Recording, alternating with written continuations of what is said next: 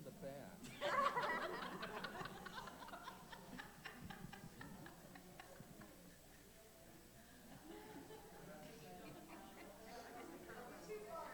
Yeah. You know, it would really be helpful to me if the people on the sides would come to the middle to kind of dissuade me from walking around. Thank you. Woo.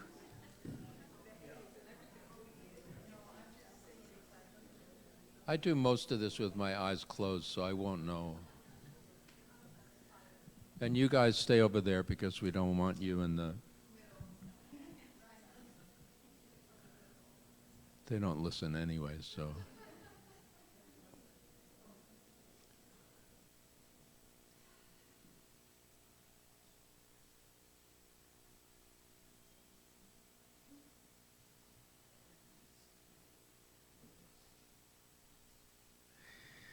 So I should say a word about the focus. Today is Incarnation. And I was thinking about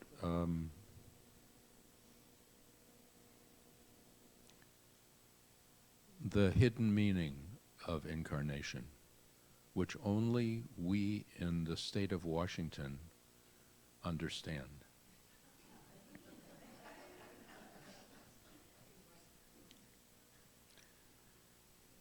Because very close to a little city called Monroe is Carnation.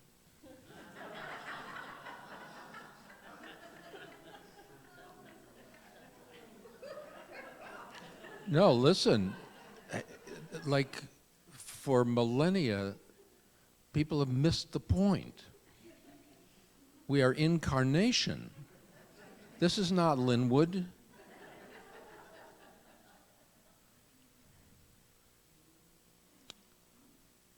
Very, very confusing.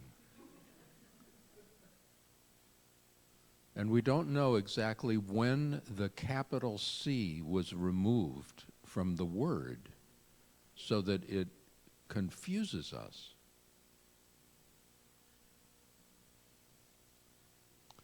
That's it for today.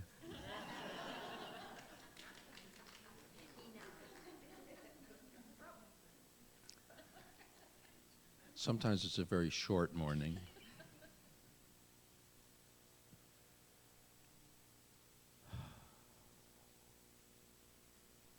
Sherry Rosner is going to help me with singing because you may have noticed there's no guitar. Steve Mason is at the men's retreat because he's a man.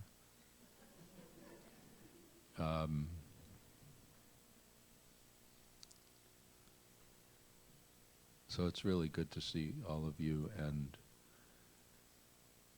I notice you brought your bodies with you.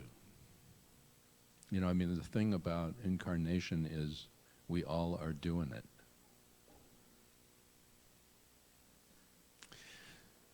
So I'd like to start with Nigun, and I want to talk a little bit about this one because it will greet us during the morning. The notion behind, no, the words aren't up there. Actually, the words aren't up there because a nigun has no words except for yaida dai.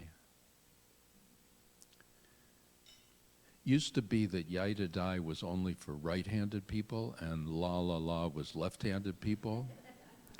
But in this more gender fluid culture in which we live, we didn't want to make that distinction anymore. So that's why everybody goes yaida dai.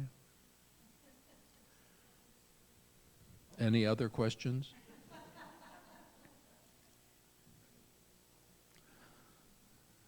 So you want to sing with me? Do you want to stand up to sing with me, or you want to just sit down to sing with me? Good, I'll sit down.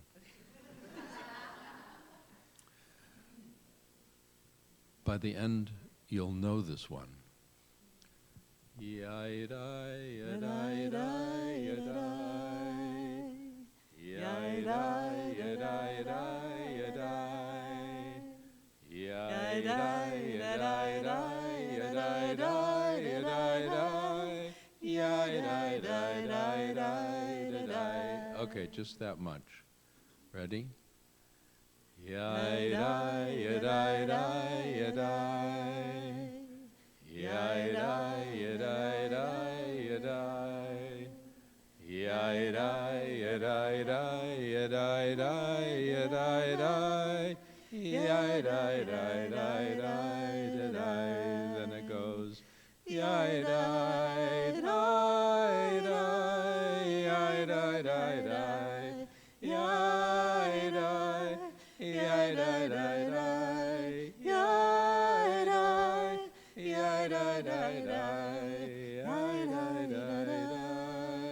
It goes back. So the whole idea of a nigun, it's halfway between a song and a chant.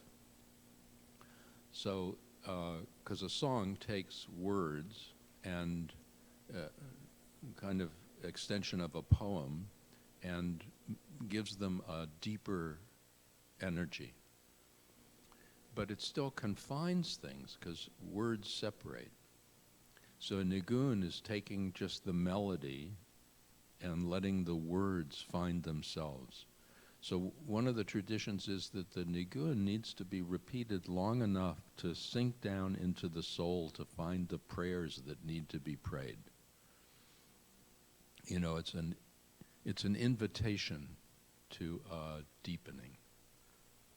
So you might allow it to be that and just allow the melody to take you over. Yadai, yadai, yadai. Yadai, yadai, yadai. Yadai, yadai, yadai,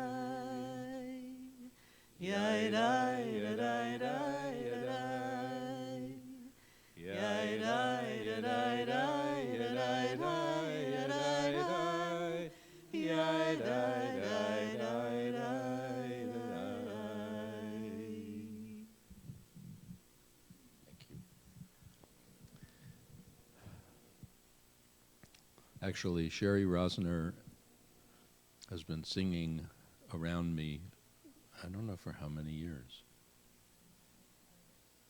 Is that true? And you're, what, like 30?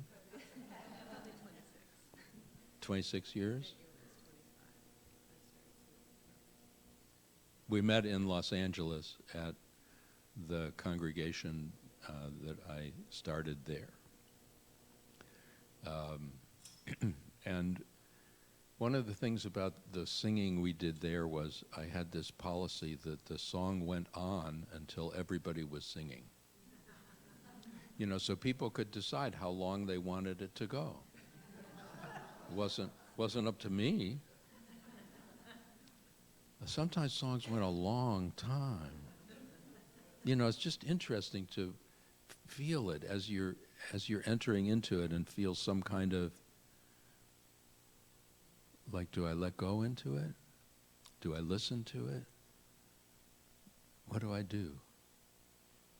I mean, do you feel any of that? And you could just, do I give myself over to a melody? Do I allow the melody entrance? Do I trust a voice? It's the same thing with the chanting in a group. Like, do I allow myself to enter into it? And if I do, how is that? And if I don't, how is that?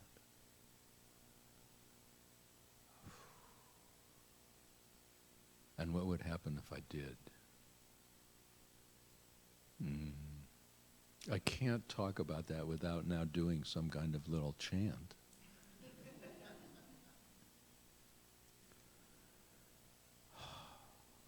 Let's just do an ah.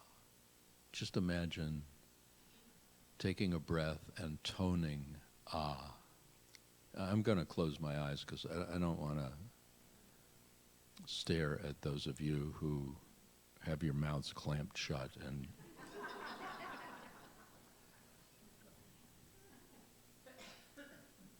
ah. Okay, take a breath. Oh,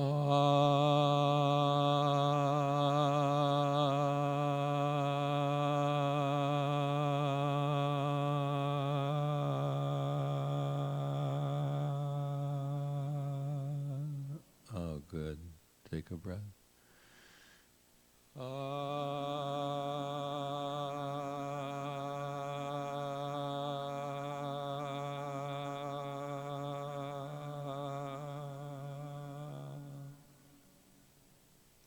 And once more.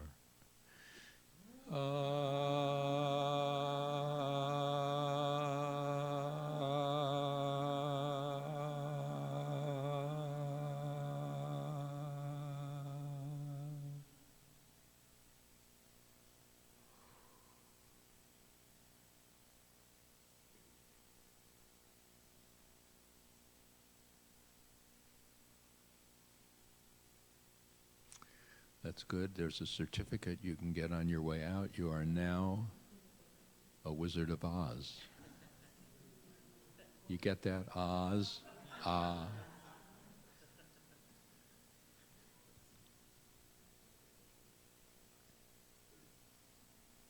Okay, get serious, Ted. It's kind of like...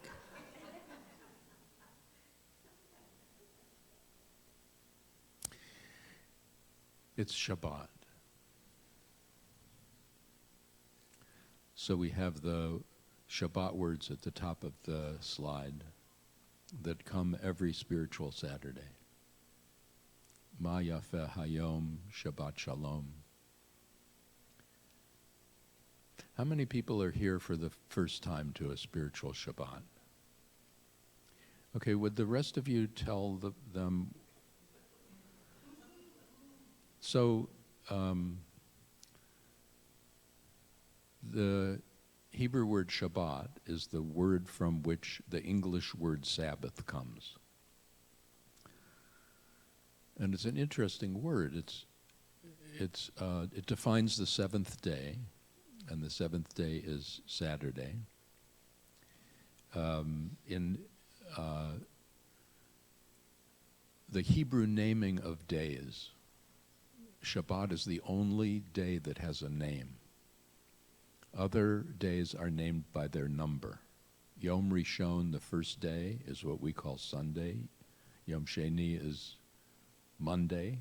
First day, second day, third day, fourth day, fifth day, sixth day, and Shabbat. In the mystical tradition, like in the linear tradition, the week builds up to Shabbat. In the mystical tradition, Shabbat is like a wave. So the energy of Shabbat starts on Wednesday, and it starts building up. And then Shabbat comes, and then it tapers down. So the lowest point is Tuesday night. And then it starts building again. So you could just see this energy that is flowing through the week. But Shabbat is the most important holiday in the Jewish tradition. And the definition of Shabbat, normally people think Shabbat means rest. I happen to think that Shabbat means indwelling. I think the myth of creation, the one that starts the Torah, that starts the Bible, that starts the book of Genesis, has Shabbat as a day of, gets translated a day of rest. You don't do any work on it. The work thing is clearly a part of tradition, but I think it's a day of indwelling. I don't think actually God needed to rest. I mean, all the guy did was talk. I mean, if you look at the thing, God said, let there be light, there was light.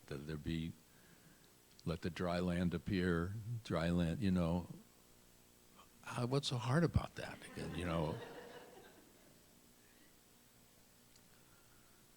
But I think what it's about is creation needed to be appreciated. Creation needed to be appreciated. And that's what the seventh day was about. It's like 6 days of creation, and then step into it and go, wow, wow. Step into it and go, yes.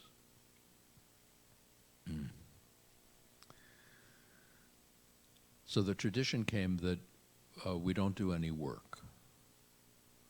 And then the question is, what's work?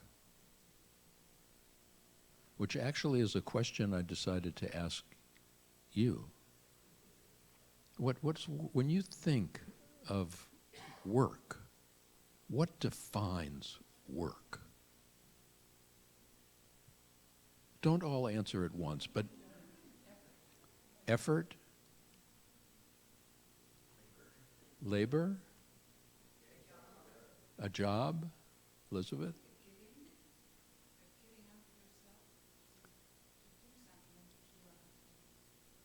A giving of yourself? Pardon me? Results?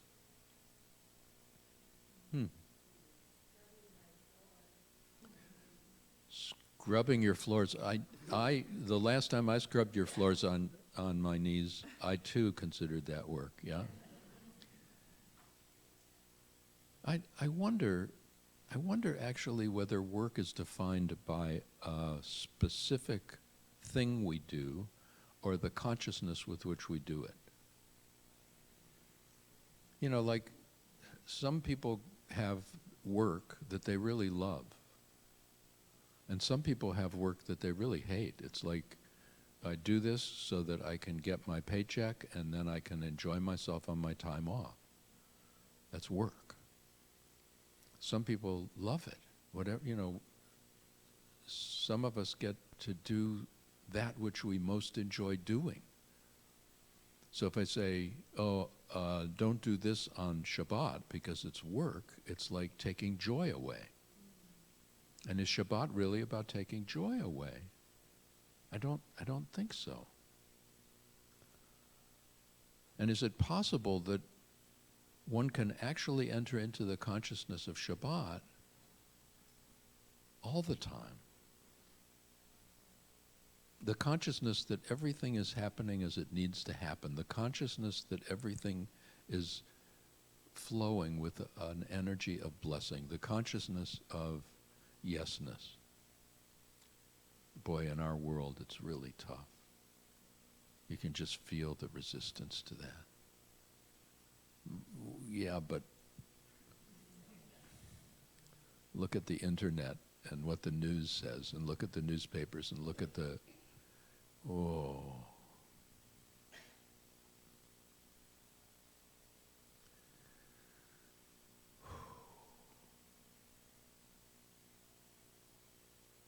So I would like to invite each of you to consider what would be your consciousness if you were experiencing Shabbat right now. I mean, it might as well be right now, because it's right now.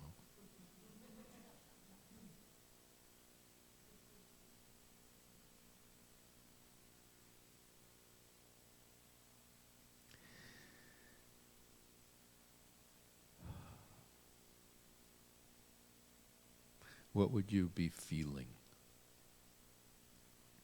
what would you be thinking?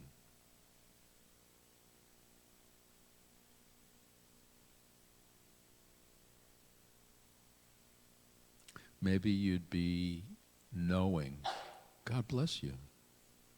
That was enough. Maybe you'd be kind of floating with my favorite affirmations. Do you know my favorite affirmations? God.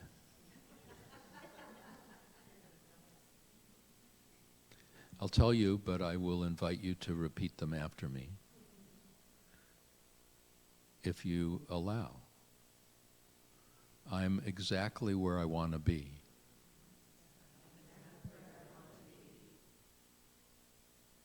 I mean, it's obvious. As far as I know, nobody forced you to come today.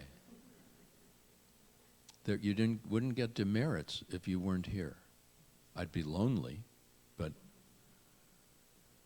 I'm exactly where I want to be. I'm doing exactly what I want to be doing.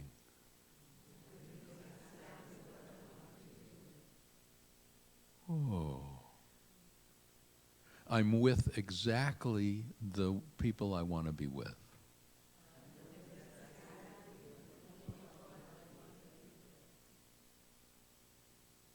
I mean, imagine that.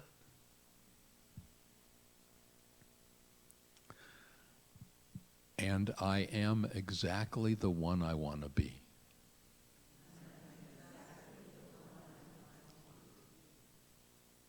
That's a little harder, isn't it? But what if that's true? What if that's just basically true? Which doesn't mean we're stuck there, but our resistance, in fact, keeps us stuck. You know, our sense of not wanting to be where we are, or not wanting to feel what we're feeling, or not wanting to know what we're knowing, or not wanting to see what we're seeing, keeps us seeing that, keeps us knowing that, keeps us feeling that, keeps us being that. And the acceptance, the unconditional acceptance, opening the mind and the heart and the breath to the moment, allows shift to happen.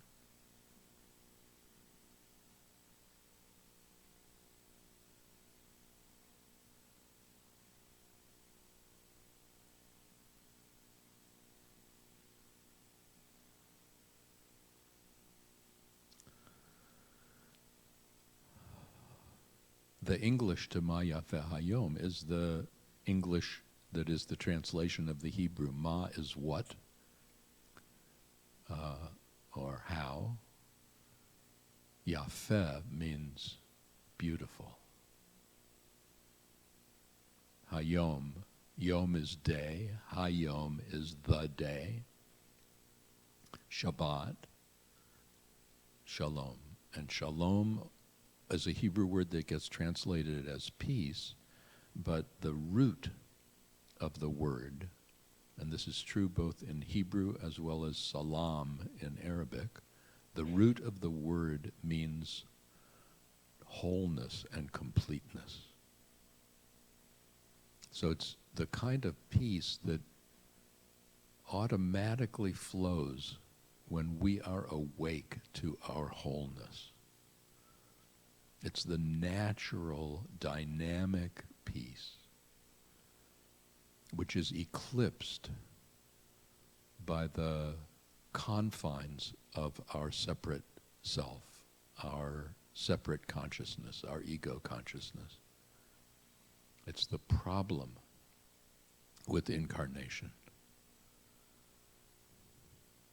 But I'll talk a little more about that after we sing Ma Yafeh Hayom Shabbat Shalom Ma Yafeh Hayom Shabbat Shalom Shabbat Shabbat Shalom Shabbat Shabbat Shalom, Shabbat, Shabbat Shalom, Shabbat Shalom. How beautiful the day, Shabbat Shalom. How beautiful the day, Shabbat Shalom. Shabbat, Shabbat Shalom, Shabbat, Shabbat Shalom, Shabbat, Shabbat Shalom, Shabbat Shalom. Ma yafeh hayom, Shabbat Shalom. Ma yafeh hayom, Shabbat Shalom. Shabbat, Shabbat Shalom, Shabbat, Shabbat Shalom, Shabbat, Shabbat Shalom, Shabbat Shalom. Ooh, yuffie.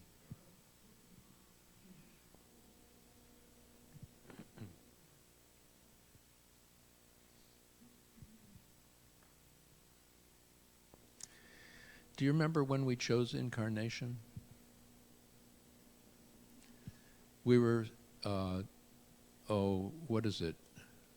Southeast of Seattle? Where exactly is Carnation?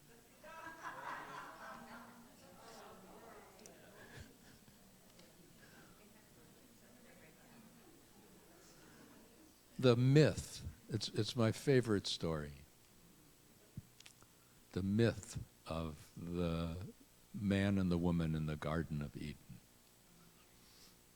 You know, there are various like videos of some of my teachings that are on the internet, and there's a rather lengthy one of the Adam and Eve story.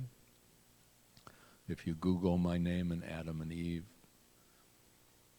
and it's long. And it's been viewed over 650,000 times. It's taken me a long time to watch it that often.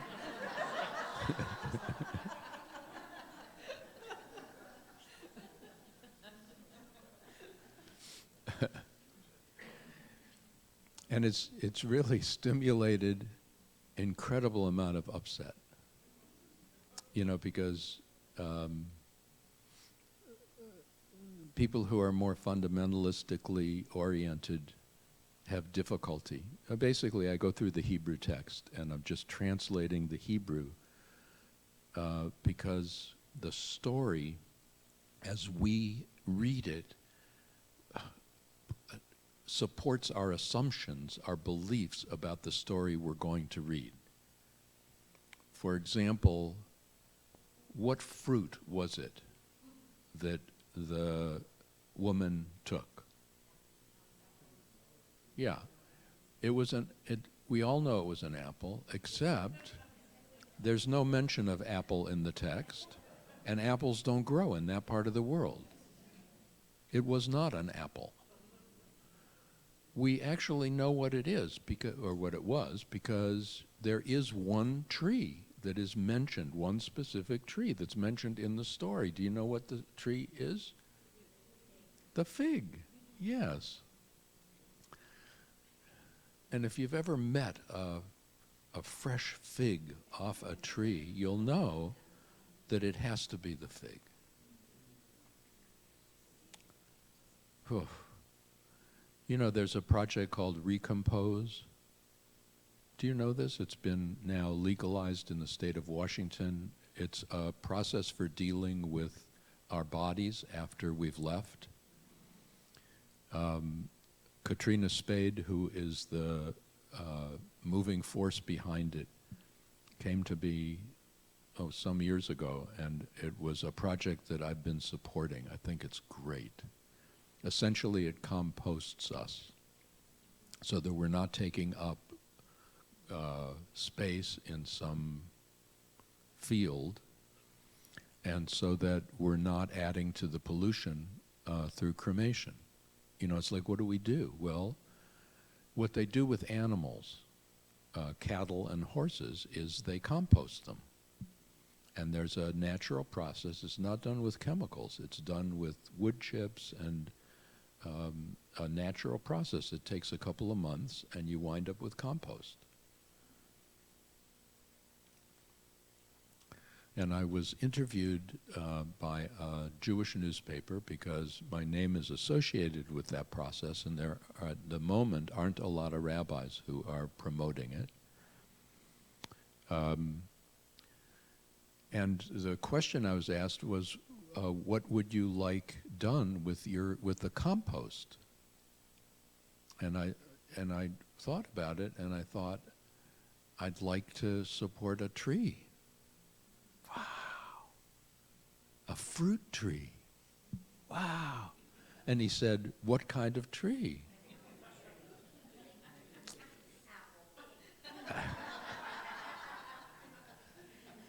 No, I said, a fig tree. Oh, God.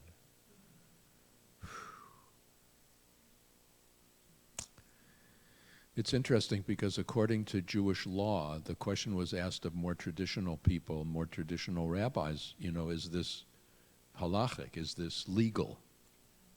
And the basic response so far has been there's nothing that would mitigate against it unless the compost was used to support the growth of something that would be sold.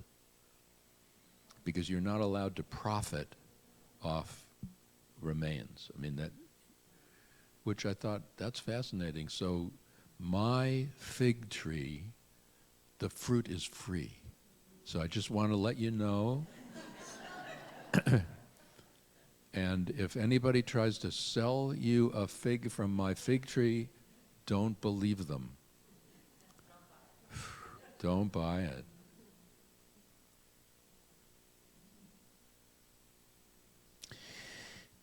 So the story, I mean, it's a myth. You know, myth is not a fairy tale. Myth is like a group dream. You know, it's authentic myths are revealing aspects of human beingness that in one way or another we all participate in. We are creatures of story. Each and every one of us has our personal story, our family story, our cultural story, our national story, our international story. Each and every one of us has our daily story, our weekly story.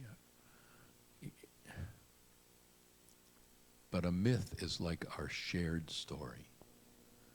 And it's shared on such deep levels. So we have this story about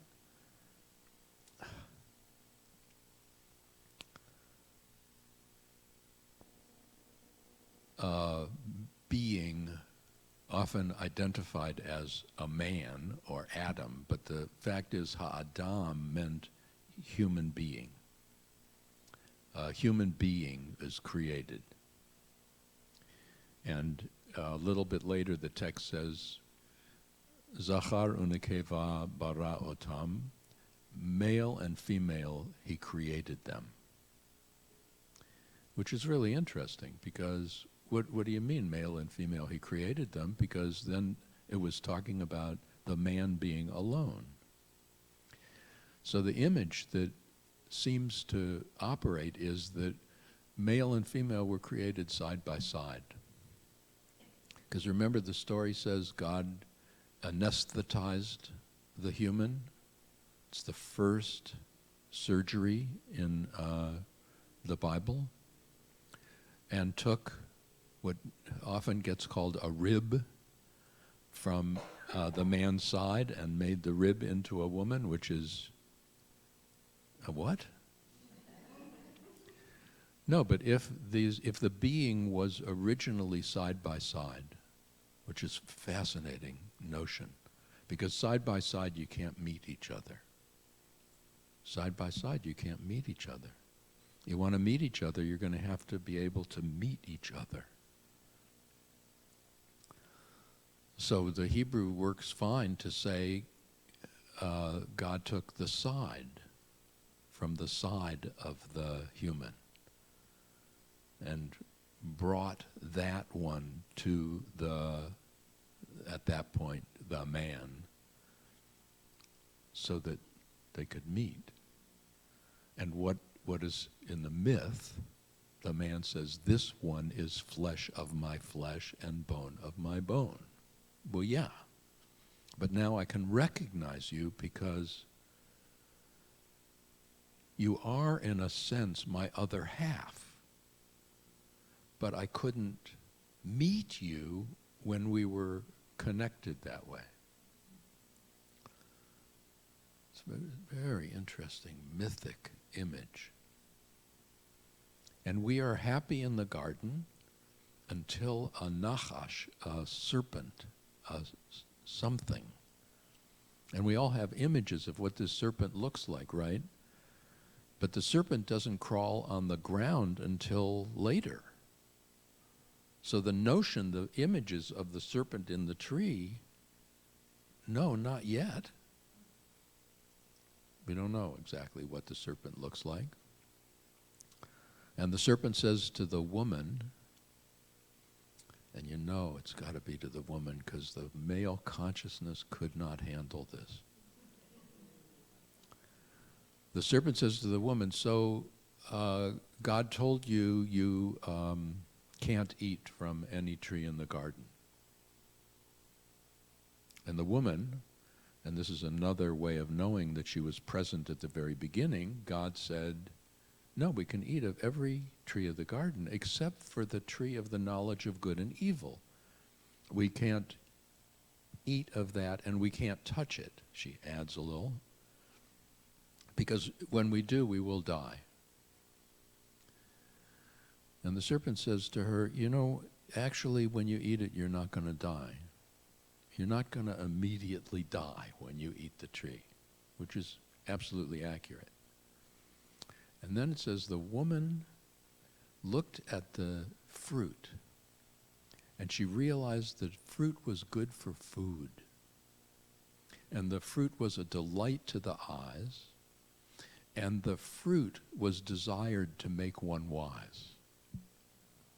Now just think of those levels. The fruit is nourishment for a body. The fruit is a delight, we would say, to the heart. And the fruit is desired to make one wise.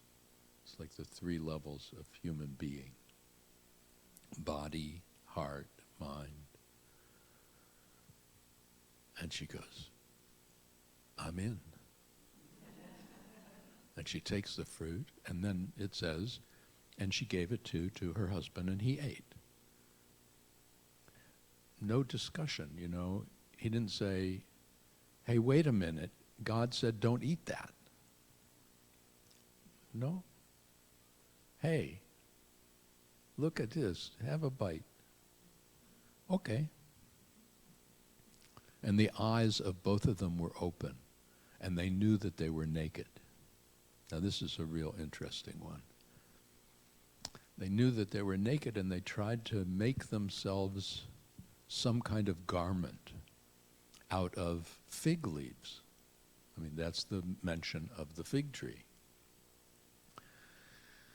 And the pictures we have of that are they're taking fig leaves and trying to cover their genitals. The woman uses 3 fig leaves, the man only needs 1.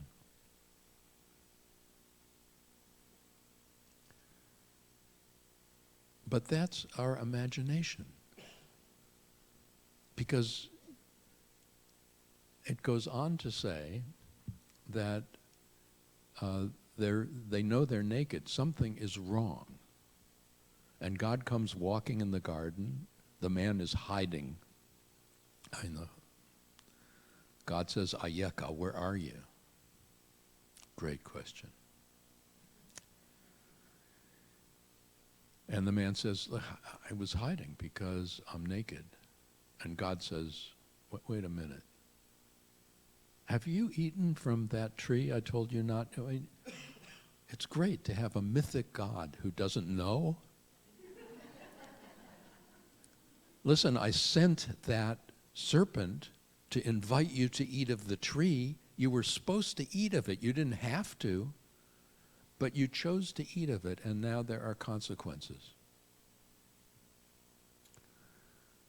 It's never called a sin, incidentally. It's never called a mistake in the text. You won't find any word that reflects it as a sin. It has consequences, and the consequences are that if you're going to enter into this incarnated state of being, which essentially is the consequence of eating the tree,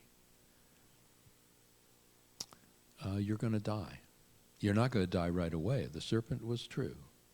God was not quite accurate, because God said you're going to immediately die, and the serpent said you're not going to immediately die. And it's true. You're going to be born. And the consequence of being born is you're going to die. And you're going to be embodied so that the ground is not going to automatically bring food for you. Like the image in the garden was, there were trees that had everything. There was a bread tree, there was a pastry tree, there was a donut tree. I mean, it's all vegetarian.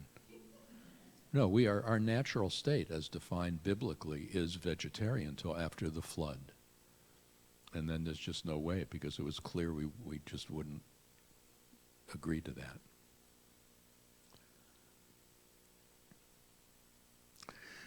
It's a story of incarnation, and it's a great story. And one of the worst things that happens through the story is what the consequences were for women. And it's a problem with translation. The man and the woman leave the garden, right? Now we think of that as a negative. As they're leaving the garden, the man turns to his wife and says, "Therefore your name is Eve," right? That's how it's translated. That's not what the Hebrew says. And that doesn't make any sense. Therefore your name is Joanne. I mean, what? No, the Hebrew says, "Therefore your name is Chava," which means life. Therefore your name is life, because you are the mother of all the living. Now look, if she had done something wrong, he would have said, "Therefore your name is mud." You know, somebody who's done this terrible thing, you don't say, "Therefore your name is life, because you are the mother of all the living." This is just a terrible, terrible thing that's been done to women, and is still being done to women.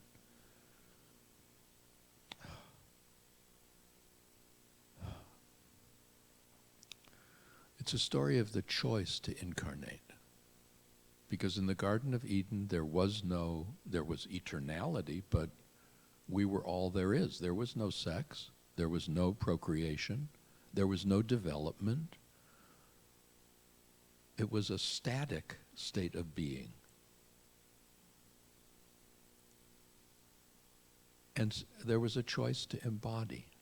There was a choice to step in and incarnate. Sometimes I think that actually each and every one of us was faced with the same choice. And it's like each of us had a serpent, some character who said to us, as we're in a state of absolute connection, I mean, we're not separate. And this energy says, you know what? If you incarnate, you're going to be able to see. I mean, you ever think about vision? Just, it's not so much what, but wow. You're going to be able to hear. You're going to be able to touch. Oh. You're going to be able to hug. You're going to be able to dance. You're going to be able to love. You're going to be able to eat. You're going to be able to appreciate beauty.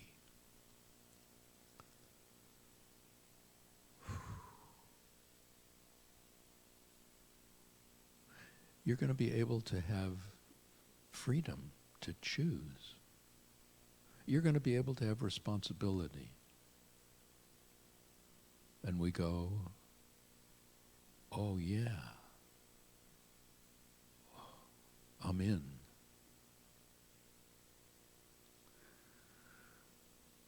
And then we open our eyes and we get afraid and we feel naked. In the original story, God comes to clothe us with skin, right? Skins. And we go, which animal skins was that? You know, like, was it a bear skin? Is it a, what is the skin? And this is the skin. It's our skin. I mean, the story is so clear. It's a beautiful, beautiful story. They were trying to fashion leaves to kind of create the separateness that you experience in Incarnation. And we couldn't do it with leaves. We needed skin.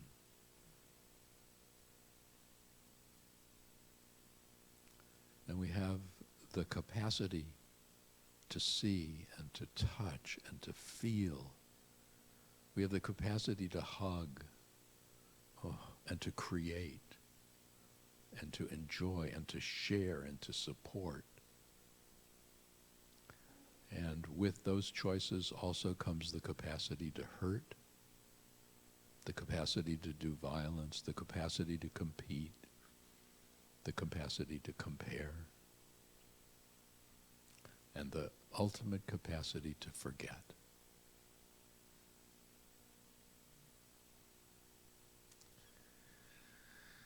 So in our incarnation, we clothe ourselves, like we already come with skin, that was the myth. We clothe ourselves with our individual identity. You might imagine that your personality are your clothes. Here comes the presence of this consciousness, a separate consciousness living in a separate body, and it needs definition. And it requires attention for its survival. So in a way, each and every one of us figured out what would help us get most nourishment from our environment.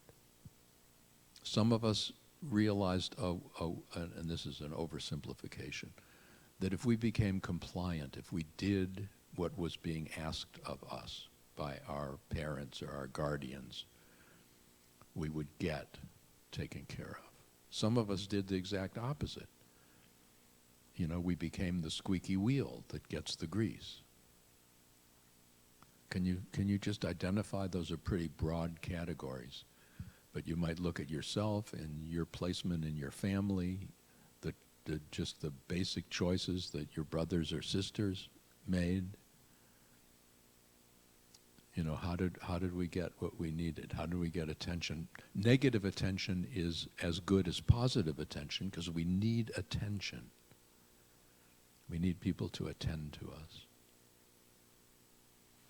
And as we grew, we created stories.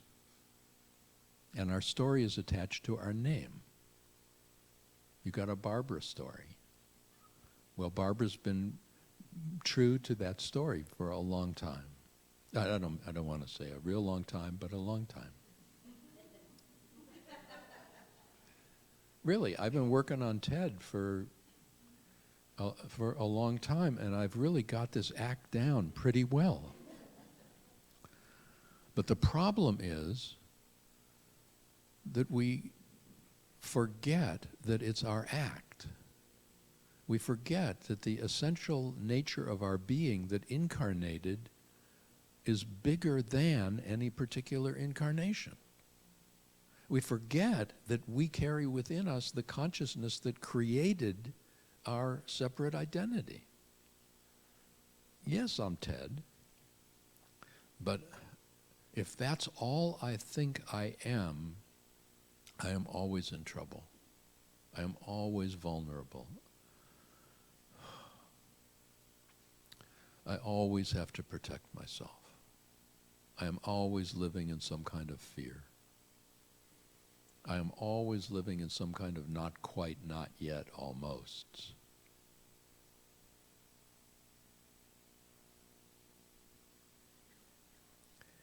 It's like the notion of spirituality for the ego, the separate self, the consciousness of Ted. Ted actually doesn't do so well with spirituality. Why? Well, because the essence of spirituality is awakening to an identity that transcends Ted. An awakening to a fuller identity that has an ego but is not limited by the ego. And what self-respecting ego would want to support transcending beyond ego? Ego spiritually becomes seeker. Our egos become seeker. Our egos become comparer. How am I doing compared to somebody else? Egos become buyers. Every time I stand in front of the spirituality or self-help section of the bookstore, and I just feel that well up, maybe that'll do it for me. Maybe that book. That's the ego seeking. And the difficulty with being a seeker is that seeker is not only the beginning, the middle, but it's also the end. Ego can't do it. God bless the ego. But it's not fair to ask the ego to do for itself the very thing it created itself not to do.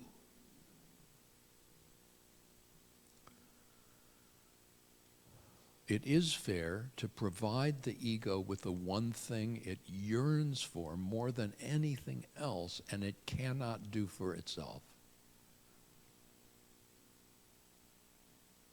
You probably want to know what that is. More than anything else, if we are honest, the ego, our separate self, wants unconditional acceptance. It wants unconditional love. And it can't do that because the ego is always a conditional identity. It doesn't make it bad. It just it does what it does. I want my ego around to drive my car. Really. I want other people to be firmly in their ego when they're driving on their side of the road. I don't want them blissing out in some spiritual consciousness. But if all I have is ego and all I'm dealing with is ego, then we'll always be at war with each other. We'll always be at war with ourselves. We'll always be creating our community in opposition to another or another community. We'll be gathering together to make ourselves safe against them. And I mean, just look at our world. It just is so blatant. So that most of us know that unless we wake up, this particular experiment in creation is concluding. And even if it's to continue, we still need to wake up. So our task is the same. How do we remember? How do we remember? Spirituality is not a what. Spirituality is a who. Spiritual is an identity that is inclusive. Ego is an identity that is exclusive. That's not bad. It just is what it is. Ego is a creation of the mind, and the mind is always a mind of contrast. Can't help it. What we'd like the mind to do is to be peaceful all the time, and it can't, because the mind only knows peace as opposed to war. We'd like with the ego mind to have things be smooth and easy and loving, and it can't, because love is always an opposite to distance and hate and discomfort. We got to stop asking the mind to do something it can't do.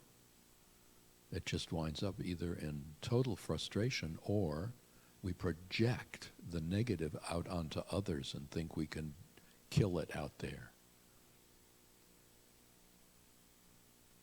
instead of opening to be able to accept both sides.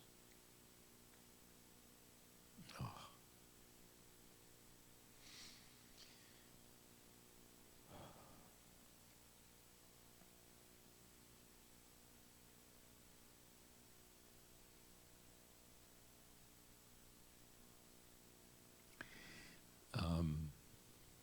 The other words up here are the Shema. Shema is the central affirmation of my tradition.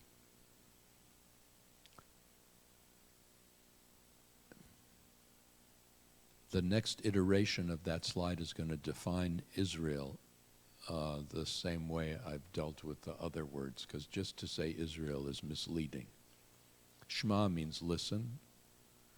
Yisrael, there's two main definitions of Yisrael, of Israel. This is biblical, so this is way before there was a state called that. This Israel was a person. It was the spiritual name that was given to Jacob. I mean, that's the story. And a lot of people define it as God wrestling, because it comes from the story where Jacob's wrestling with the angel. Yisrael. Ale is a word that means God, and Yisra can be wrestling or contending with. But Yisrael, scholarly, will tell us that the word means God persists, God endures. So right there we have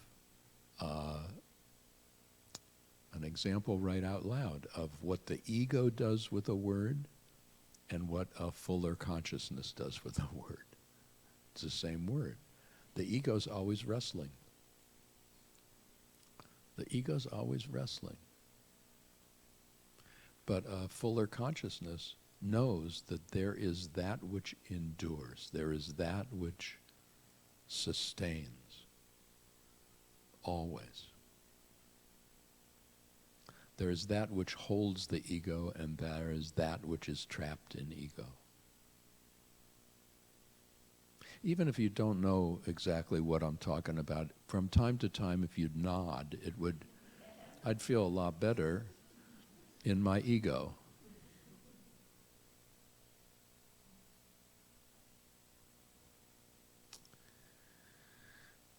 Listen. Shema, listen. God endures. There is that which is simply always present. There is that which is always here. There is that which is always a deeper presence in our lives. There is that which looks at our ego with such love and such acceptance. Oh.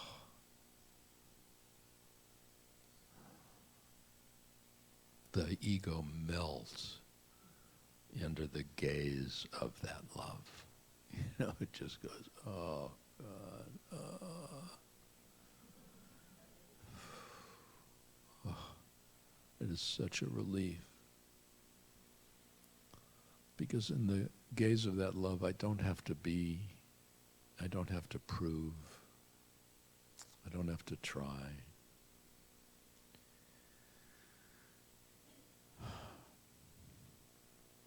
don't have to take anything away from somebody else. I don't have to compare myself always to what someone else has or does or is.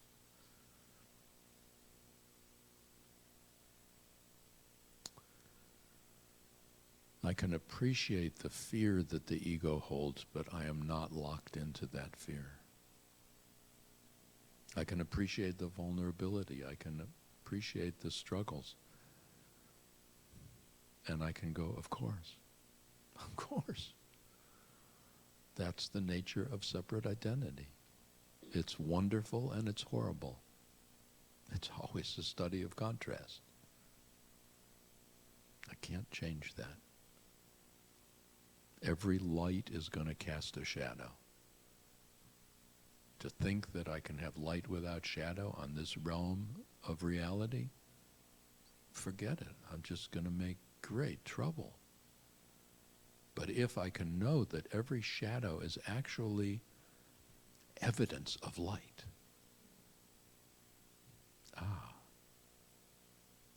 then there can't be light without shadow. And there can't be shadow without light. So it's not one or the other, it's one and the other, of course. A coin. I can't have a coin that's just heads. It's going to have two sides.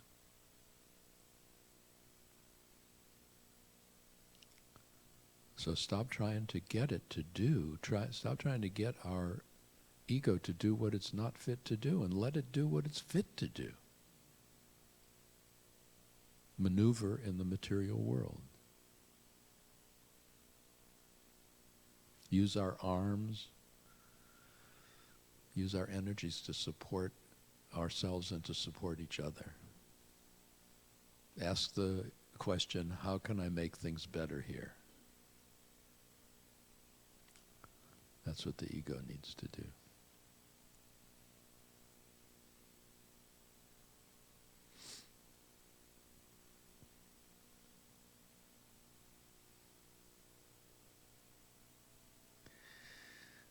So we're going to return to the nigun, to the melody that we started with. And we're going to ride it into meditation. And you might imagine that the voice that comes to you is the voice of the body. If we didn't have a body, we couldn't make a voice. If we didn't have a body, we couldn't sing. If we didn't have a body, we couldn't be here. If we didn't have a body, we couldn't see each other and appreciate each other and love each other. If we didn't have a body, we couldn't look at the world and go, oh my God, it's beautiful. And it's so mysterious. I love this season with the chlorophyll that makes everything green, starting to leave, and have this mystery of what gets revealed is the actual color of the leaves. The leaves are not changing their color. The chlorophyll that made it green is leaving. And then you see the leaves are all different colors. Wow. And the lesson of the trees, where every year they're willing to let go of their leaves. Let it all go. And just enter into this space of quiet. And does a tree think, oh my God, I don't know if I'll ever have leaves again. I'm giving up everything. Or does it know that there's a rhythm here, and then we watch the buds start. Wow, it's doing it again. Oh.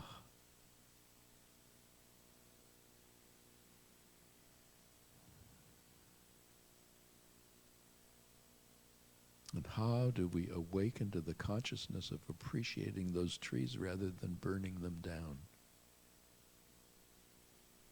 How do we awaken to the gift that those trees bring us in supporting the environment so we can breathe?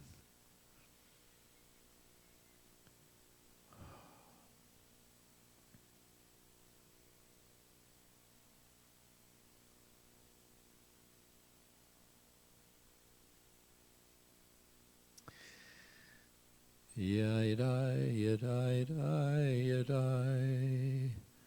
Yadai, yadai, yadai. Yadai, yadai, yadai, yadai. Yadai, yadai, yadai. Yadai,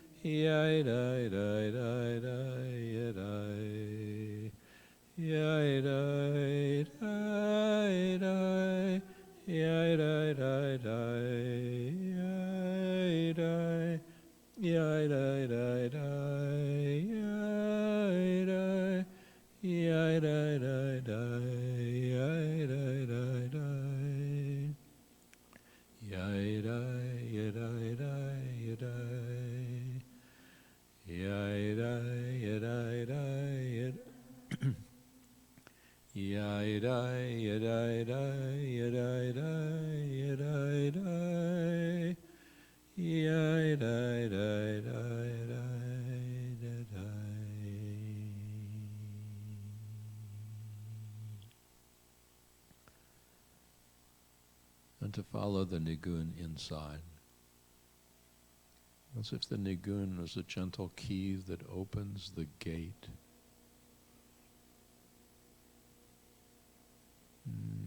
The gate that allows us to remember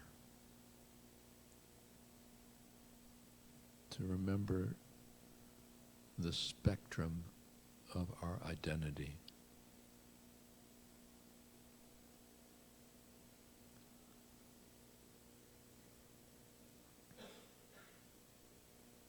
To remember the I that has an ego, but is not limited to the ego.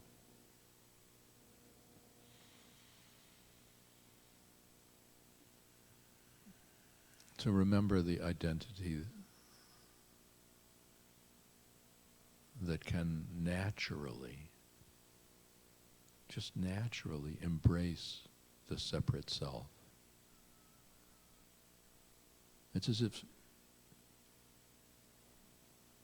using your name and saying, I am the one who embraces, and state your name.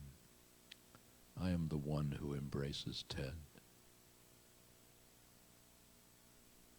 I am the one who embraces the separate identity that walks this planet.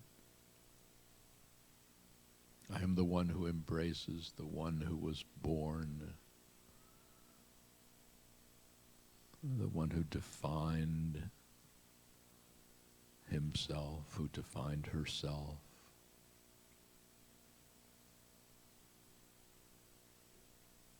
I am the one who walks through the land of contrasts, the land of light and shadow, of up and down, of good and bad, of right and wrong.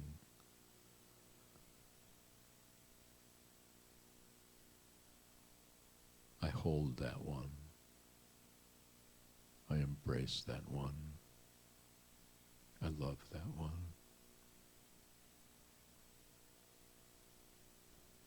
That one did exactly what was required to survive and to grow.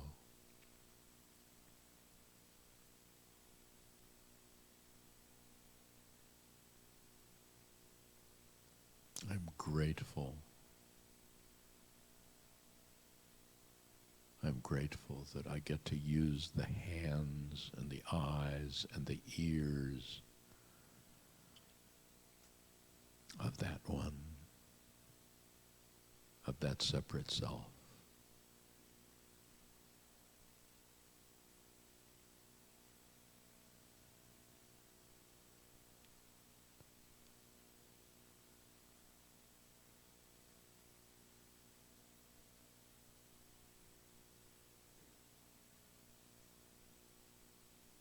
But in this space of remembering, I remember myself.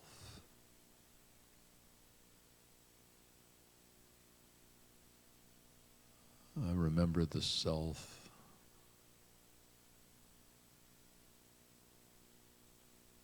that loves because that is its nature. I remember the self that accepts because that is my nature. I remember the self that is connected to all others because that is my nature. I remember the I that is a child of the planet and a child of the universe.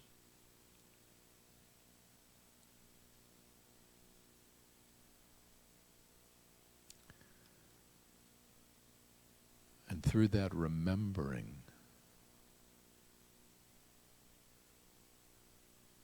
I am able to approach the next gate.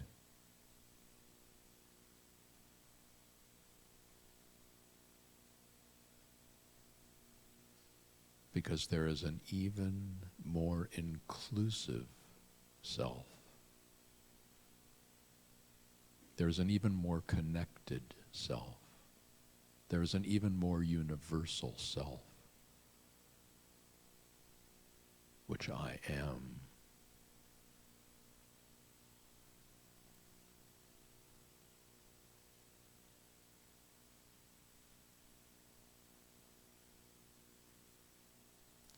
At each level, transcending and embracing, transcending and loving, transcending and accepting, transcending and knowing.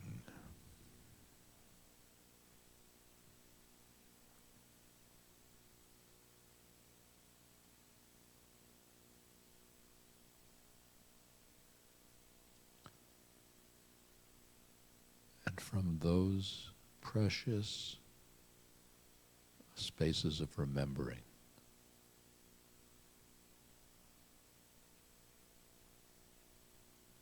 I realize I am a channel of a universal energy of blessing, a universal energy of love, seeking to manifest, seeking to be remembered, seeking to be expressed and seeking to be celebrated.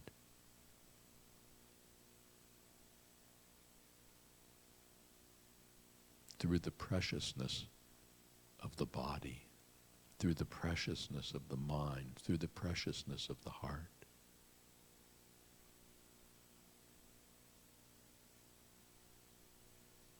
Because the fruit is nourishing. The fruit is beautiful.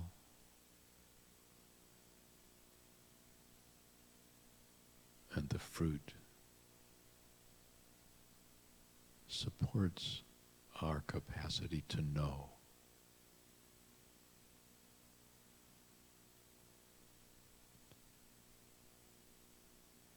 And so I allow the body to breathe in that enduring blessing. I allow this body to breathe in that love.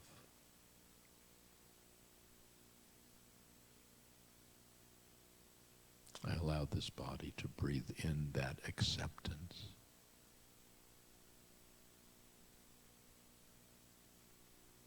That I might translate that acceptance and that love and that blessing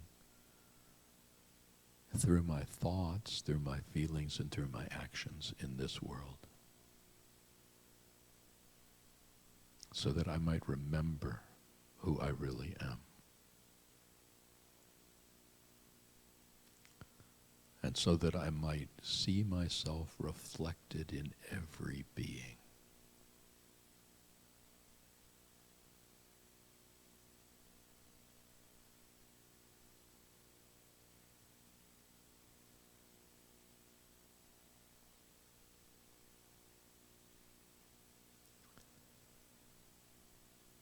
Yadai, yadai, yadai, yadai, yadai, yadai, yadai, yadai, yadai, yadai, yadai, yadai, yadai, yadai, yadai, yai dai dai dai, yai dai, yai dai dai dai, yai dai dai dai, yai dai, yai dai, yai dai, yai dai, yai dai, yai dai, yai dai, yai dai, yai dai, yai dai, yai dai dai dai dai dai, yai dai dai dai, yai dai dai dai, yai dai, yai dai dai dai dai, yai dai dai dai, yai dai dai dai, yai dai, yai dai, yai dai. Yadai, yadai, yadai, yadai, yadai, yadai, yadai, yadai, yadai.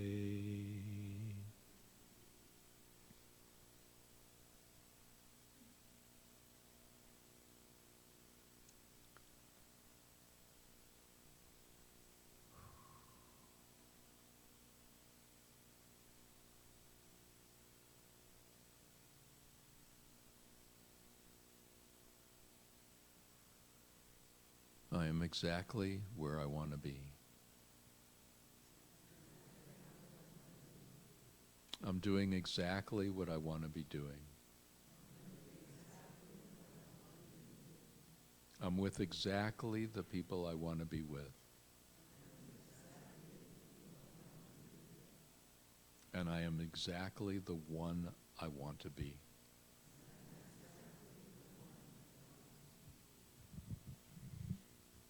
So I allow my eyes to open.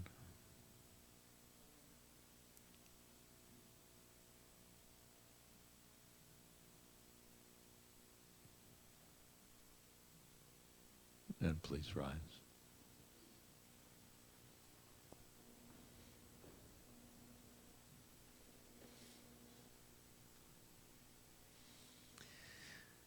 Oh, and just for a few minutes, if everybody could kind of move together so that you feel the presence of the people on either side of you.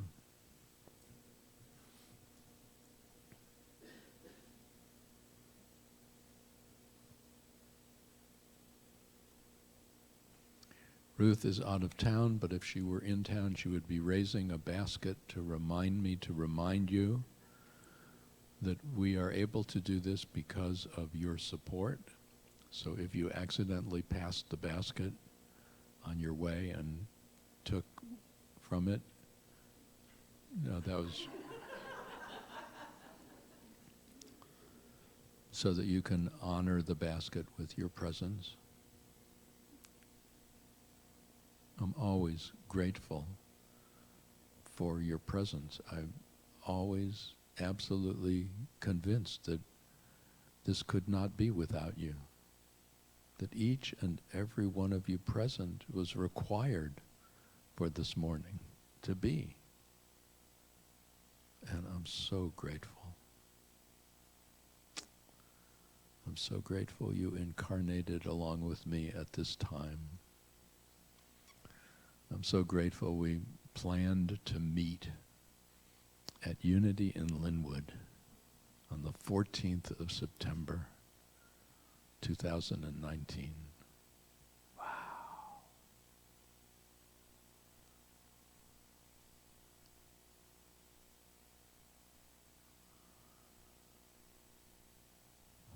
And I feel so fortunate to stand with you in this field of blessing,